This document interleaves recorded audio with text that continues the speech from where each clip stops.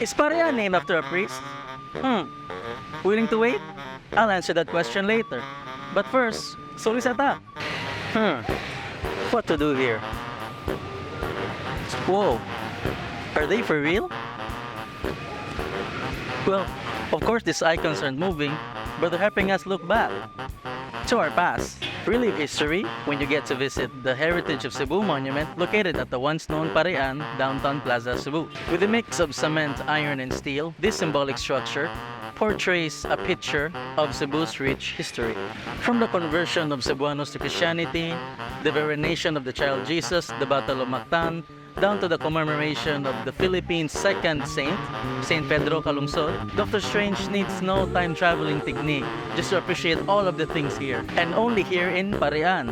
But before the structure was built, Parian was already Parian. Am I making sense? It definitely makes a lot of sense, knowing that the Spanish settlement of Cebu was officially established in 1565 with the arrival of Miguel Lopez de Legazpi. The settlement was known as Ciudad, situated in the port area, and was reserved solely for the Spaniards. To enforce social order and control, Legazpi divided the port into two districts, or the euphemism of ethnic segregation. One was still called the Spanish Ciudad, the other became the Poblacion de Naturales. The latter was dedicated for the locals. But even before the Spanish colonization, Cebu was an apple to the eye for Chinese traders and artisans, home for commerce and craftsmanship. Chinese goods were unloaded at the main port and transported across smaller waterways, reaching Parian. And now to respond to my question, Parian is actually a word that means to trade, barter, or a marketplace, not a priest. But interestingly, during their mission in Cebu, the Jesuit priests were actually responsible for the conversion of Chinese residents in Parian. Thus, the iconic Jesuit house located in Parian. Fast forward to 1614, when Bishop Pedro de Arca divided the port area into three parishes, we have the cathedral for the Spaniards, San Nicolas for the natives, and Parian for the Christian Chinese.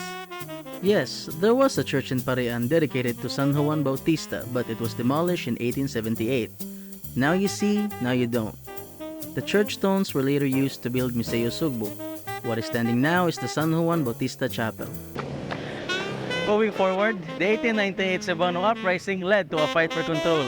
A significant portion of Parian was destroyed. Sadly, on the onset of 1900s, Parian's population declined dramatically. But look at us now. Parian is determined to retain its identity. We have a new generation of entrepreneurs and professionals contributing to Parian's development. But let us not forget to look back, so we can revisit the treasures we may have missed out. They're waiting to be rediscovered, so they can live with us in the present and sustain the community for the future.